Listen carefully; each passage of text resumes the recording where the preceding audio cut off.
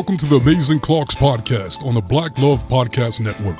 My name is Anthony Clark. And I'm Melanie Clark. And we are the Amazing Clarks. We're both award-winning certified life and love coaches and a husband and wife duo that have been coaching together as a team for 22 years and that have been passionately in love for 30. They call us the Amazing Clarks because we empower people to live amazing lives.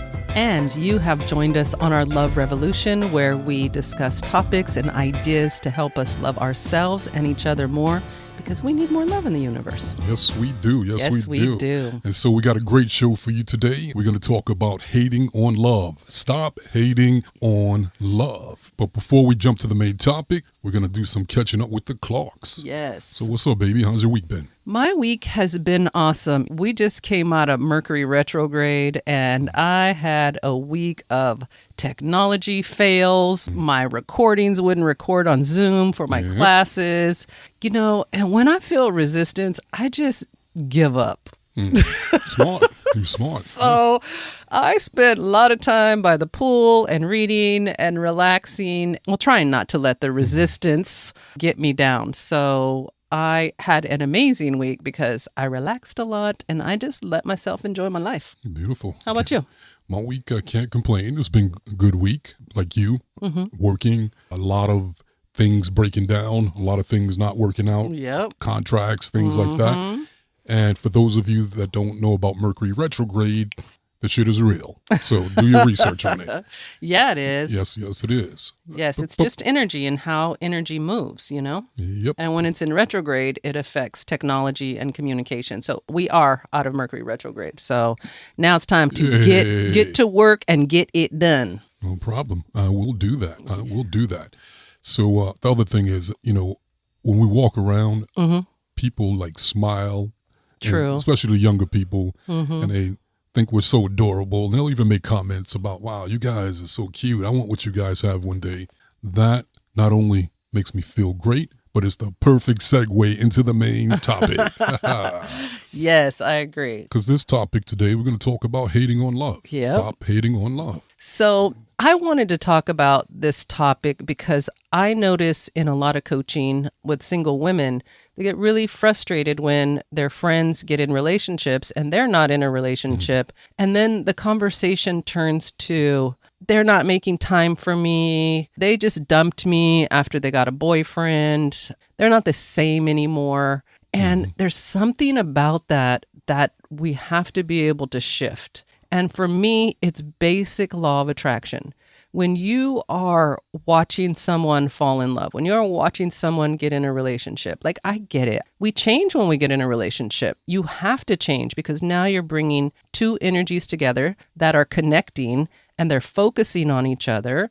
And all the brain chemicals are going crazy with all those dopamine hits. And it's like you're in it and it's so addictive and seductive that you can't get out of it. And people have to understand that it's not your friends consciously saying like, I'm dumping you, I don't have time for you. They're in it. They are in the middle of attracting what they want. So instead of hating on them, you can appreciate it. You can say to yourself like, wow, I get to experience it through them. It's so close to me. That means I'm closer to attracting it. I want to hear every juicy detail when you have time and you could take a break from your guy so that we could talk on the phone or meet each other for, you know, a coffee or whatever. But looking at it through a totally different perspective of, I so appreciate how close love is to me, and I want to celebrate it with you.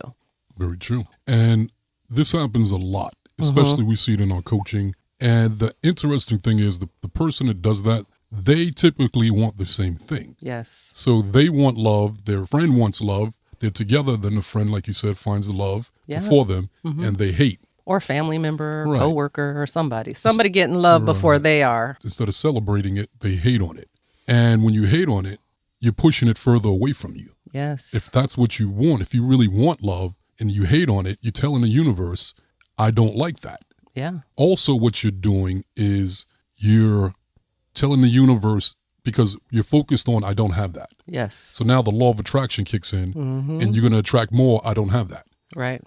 And then you're going to see somebody else with it and then you're going to hate on it again because you're jealous and you just pushed it even further away from you, and you sent out another message to reaffirm that to the universe that in law of attraction, I don't want that. Right. And then you keep getting or not getting that guy or that woman, and then you're wondering what's going on. Is the world against you? Are you cursed? Are you stupid? Are you a bad person? No, you're using the law of attraction, but you're using it against you. Mm-hmm. And so, like you said, if you see it, celebrate it. Right. Because what you're doing is just telling the universe, yes, I like that. I want that. And by celebrating it and feeling good about it, you're showing the universe what it feels like. Right. Because the more details you give the universe when you're describing what you want, the more emotions you use that you connect to that desire, the faster the universe can manifest it for you. It's basic law of attraction. Whatever you put out is what you're going to attract back. If you're hating on it, then you're pushing it away from you. And it's just as easy to just tell yourself a new story. Like, your story is everything in your life. If you don't like something and you keep telling that story, eventually it's going to manifest. And so if you keep doing that to your friends, then all your friends will attract relationships before you do. And they're going to push you away and stop being your friend. Yeah, they don't want to hear that. You remember back in the day, you remember when you first meet and all that sexiness, like, oh my God, the sex. Oh, yeah. Like, you cannot stay away from each other. True. And then to have your friends be like, I'm mad at you. You didn't meet me for lunch, or you didn't do this. You're like, do you know what I'm over here doing? Do you know how good this is? Right. I will get with you later. Like, right now, I'm in orgasmic bliss.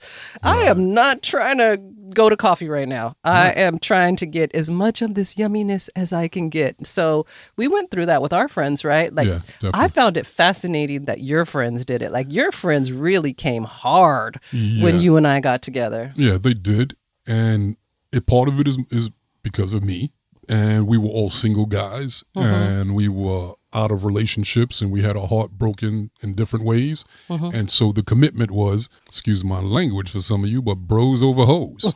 and it was... That don't last. Right. And it was like, yo, you know what? Let's not put any other woman ahead of us. Let's keep our little crew together. And we even call ourselves the He-Man Woman Hater Club. So then when me and you met, and I was spending more and more time with you and less time with them, they got jealous, even though they wanted love too. And they were hating on it. But at that point, I didn't care. Yeah. And it was like, yeah, I know that's where we were, but now this is where I'm at. Right. And when where I'm at now, you know, I'm loving it. But then after a while, they caught on to it and was like, you know what? I'm happy for him. And I actually want that too. They just didn't believe that they could have it. Well, also, I think you started taking me around them so that they could get to know me, and then they became my friends too. I think that's really the key, is to stand your ground with your friends and say, like, I'm stepping into something that I really want and I'm enjoying it, and I would like your love and support. Right. And I'd like you to get to know my new person so that we can all be friends. My friends gave me a hard time too. And my friends just wanted to pick you apart.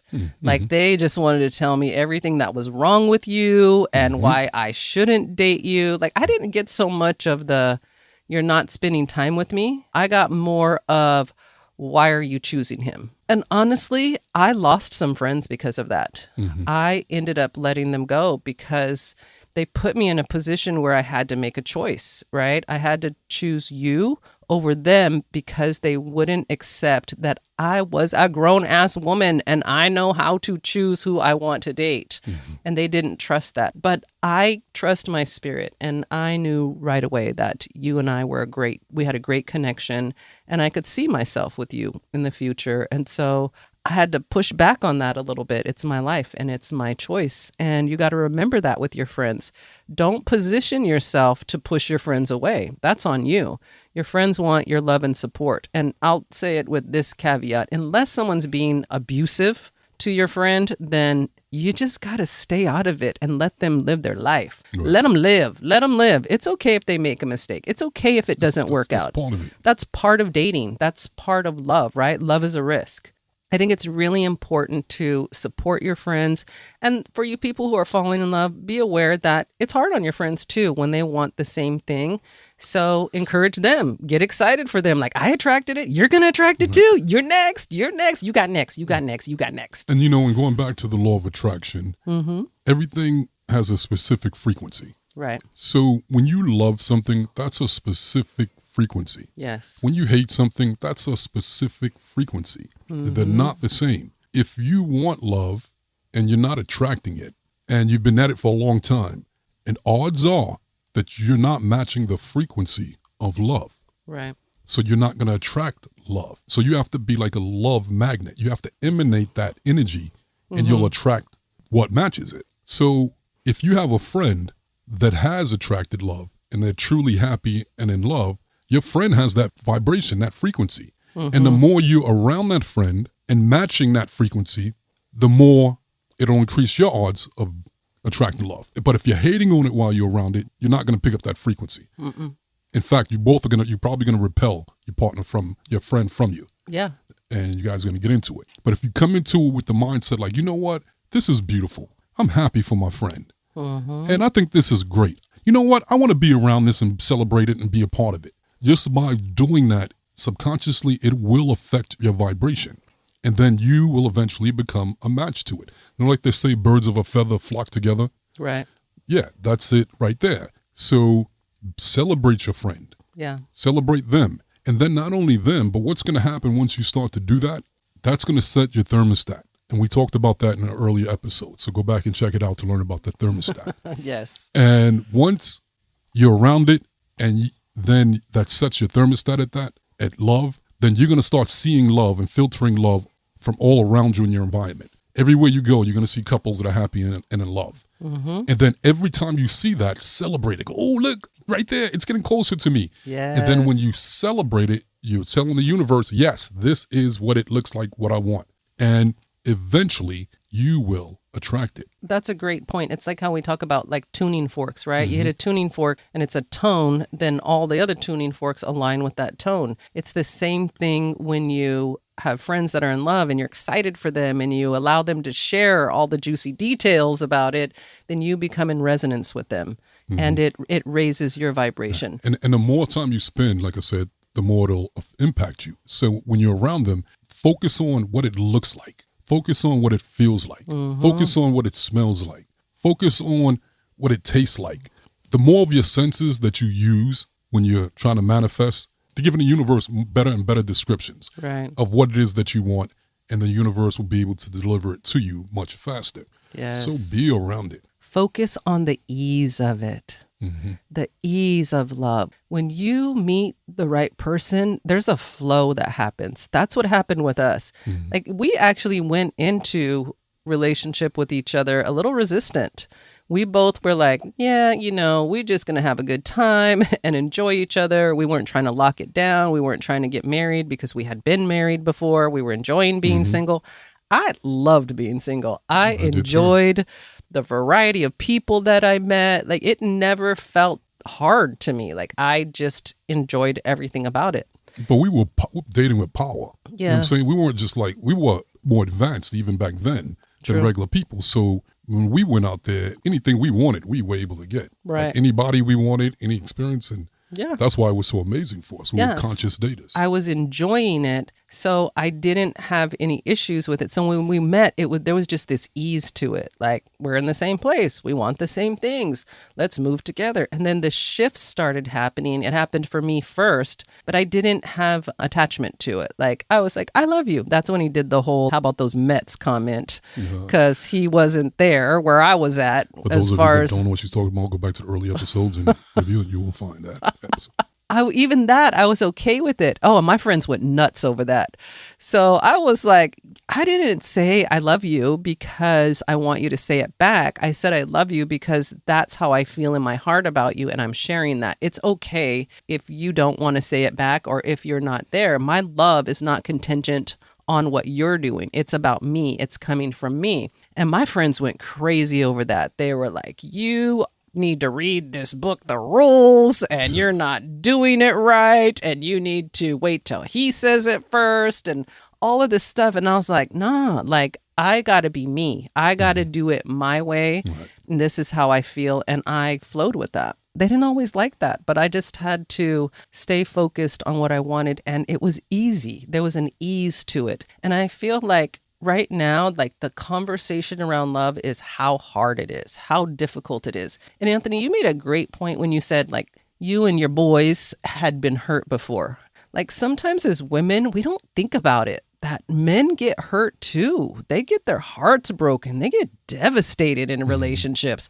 We always kind of talk about how women feel. So when you guys when you created the He-Man Women's Haters Club, did you talk about like how you got hurt and what hurt you and what you wish you would have done differently and those kinds of things? Like women get together and we talk about every little detail of what happened and why it happened and what we think we should have done and all those kind of things. Did you guys do that?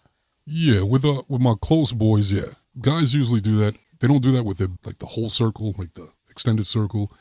But you usually have about one or two boys that are like brothers to you. Right. And we have those conversations and what went wrong and what we could have done better. And yeah, we get vulnerable with each other and we help each other, look out for each other. And then we try to hold each other accountable. There was a song that you used to sing to me because of that, because your friends were hating on our relationship. What is that song? What You Won't Do for Love. Yeah, What You Won't Do for Love. That's such a great title because it's true. When you're in love, your brain is on drugs and you will do whatever you need to do for love. And I think it's important that people recognize that and don't judge each other because it is a shot of just yummy brain chemicals that you can't ignore. You just can't ignore it. And you love your friends, but man, that energy is good. And it's not just for single people. It's the same thing with couples. If you're a couple and you want a happier relationship, your relationship's not fulfilling, and you and your partner aren't getting along, then when you find couples or run across couples that have great relationships that are happy, don't hate on them because that's the tendency. Like, look at them. Getting on my nerves. They're so lovey-dovey. Ew. Yeah, that's exactly. We see that a lot. And so when you see couples with a happy relationship, be around it. Yeah. Celebrate it. Don't hate on them. And if you do that, you will subconsciously pick up the positive relationship habits of that couple. And then all of a sudden, you'll start playing it out as well. Our goal was always to be madly in love with each other, which I believe we are. So we are, because my beliefs are my reality. So we actually stopped hanging around couples because of the complaint train. It's almost like that's the language that people have learned growing up is to complain about their partner. It's just a way to bond. It's a way to communicate. And it didn't work for me because I would just not say anything because I didn't have anything to contribute to that conversation. And so I'm really glad to see that couples are starting to focus on loving each other and appreciating each other and celebrating each other. I think it's really important that we change this adversarial relationship that a lot of couples have. Like, get back on track with each other. You fell in love for a reason. You wanted to be together for a reason. So focus on appreciation. And that's what law of attraction is about. It is, you're going to attract whatever you focus on. So don't get a lifetime boarding pass to the complaint train and ride that sucker every day and then expect to be happy. Right. You're not going to be happy if you're complaining about your partner all the time. You have to look for the things that you appreciate. You have to focus on it. And, I could take this even further.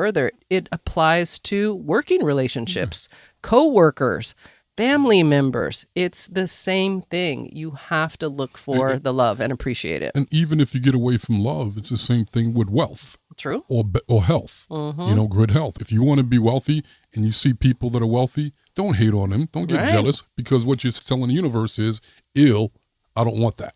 I don't like that. I don't like that. And so you're going to push that wealth away from you. But if you celebrate it, and you're around it, you're telling the universe, yes, I want this. This is what it looks like. This is what it feels like. Bring it to me. When we first started dating, and we were in love and happy, I would find myself, when I was in those situations with other men, every now and then when they would do that, I would fall for it.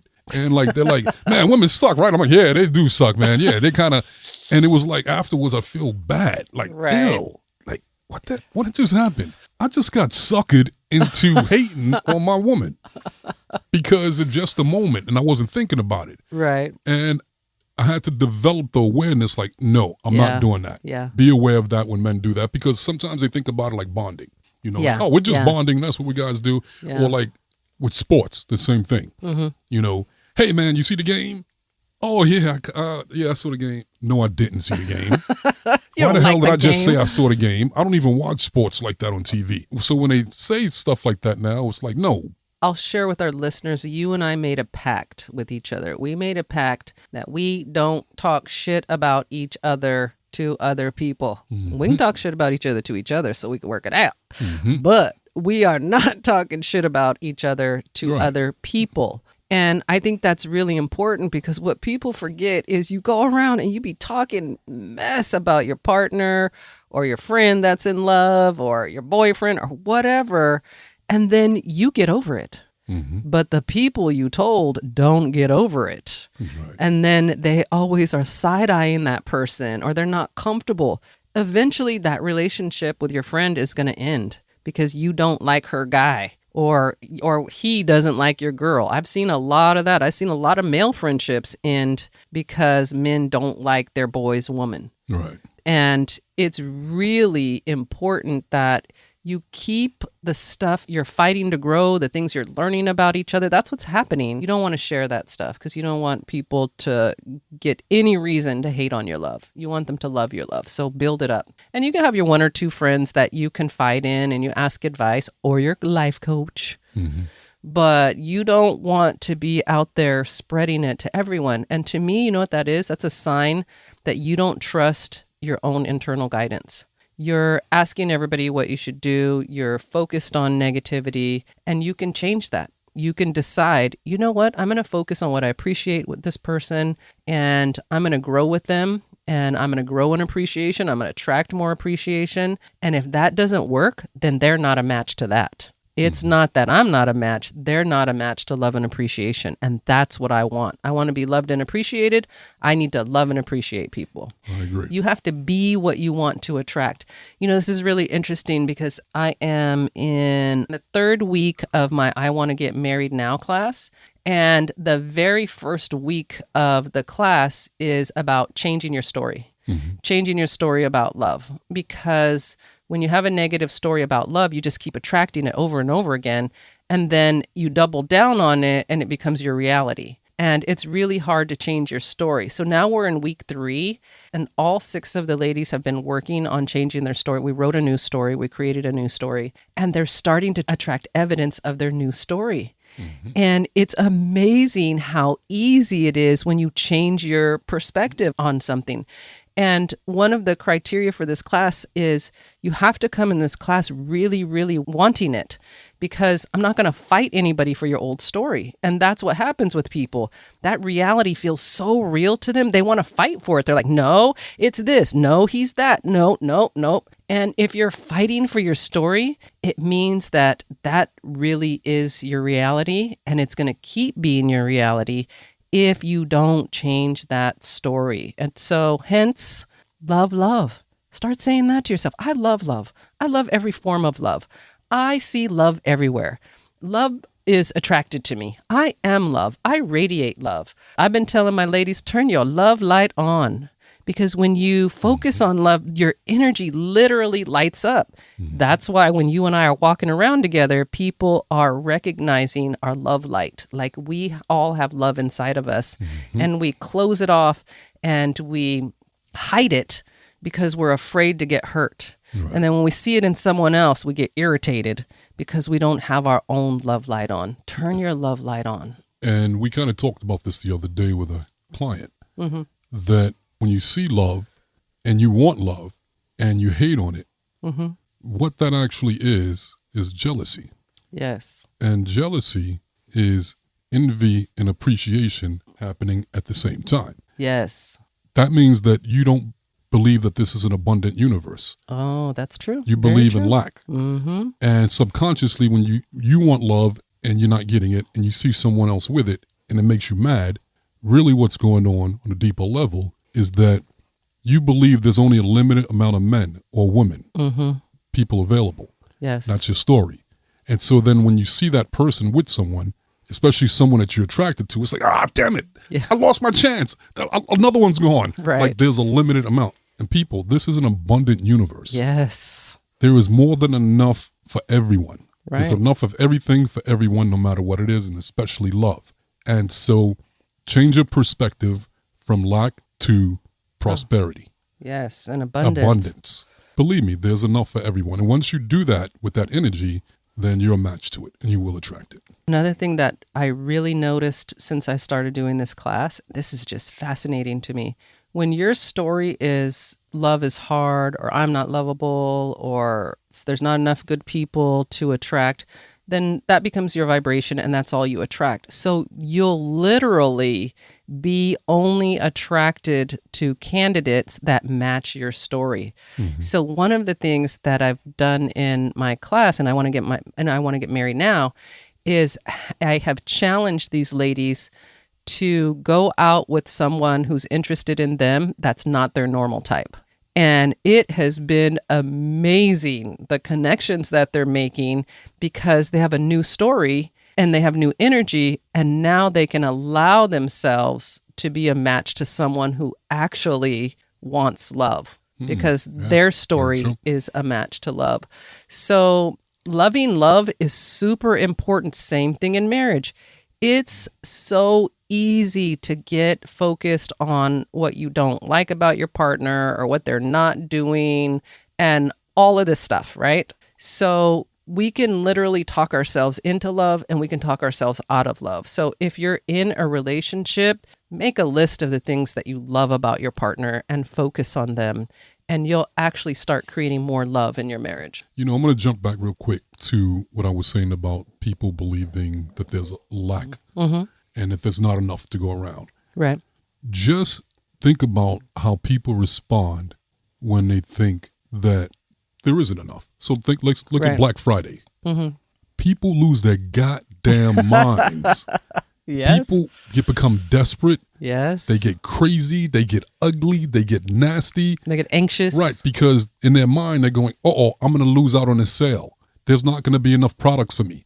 And the more you believe that, the more control you lose. Yes. It's the same thing with love. If you think that there's not enough out there, and if there are no quote-unquote good men, for example, and all the good men are either taken or they're gay or they're dead or they're in jail, right. If that's your perspective, then you at a Black Friday sale every day when it comes to men. And that desperation is going to show up. That fear is going to show up. Mm-hmm. And it's going to push what you want away from you. Men aren't going to want to be around that. Women aren't going to want to be around that. If you have the perspective that, no, there's enough products and sales to go around for everybody. Mm-hmm. Everything's still going to be there. Then your energy is going to be different. You're going to walk calmer. You're going to walk slower. You're going to be more at ease. You're going to smile more. You're going to be in the moment more. You're going to be more of a match to love, and people will approach you. Yes, I agree with that 100%. So celebrate it in your friends and family. When you see it, tell yourself, this is the perspective, people. Look how close it is to me. Yes. I've been hanging out with her, and if it connected with her, I'm next. I'm a match to that, and I'm happy for her, or I'm happy for him. It's not just women, so whoever it is, I'm happy for them. And if you really want to do it even better, then start with celebrating it within yourself. Yes. Start looking at yourself and celebrating that love, and start cheering love. Because if you can't feel good about love within you, you're never going to feel good about love outside of you. Right. Because there is no love outside of you. It's inside. Right. Make your mantra, I'm lovable. It's easy to love me. It's easy to find love. It really is your self-talk and your story. That's what's going to create your reality. Yes. Yeah. So that is the end of this episode. It was a great episode. Yes, baby. It was, you did honey. Great. Make sure you get a copy of our book if you haven't. What is the name of the book, man? It is Crack the Code. That's Secrets to Your Happily Ever After. All right. Secrets to Achieving Your Happily Ever After. Available at Amazon.com. For those of you who might be interested in becoming life coaches or would just like to learn some tools and skills to life coach yourself, check out our life coach training and certification course at the Law of Attraction Life Coach Academy.com. And if you guys want to sign up for personal one-on-one coaching, then go to theamazingclocks.com. You can sign up there. Yes. On that note, people, we'll see you next week. We gave it to you. Now what you going to do with it? See you next time.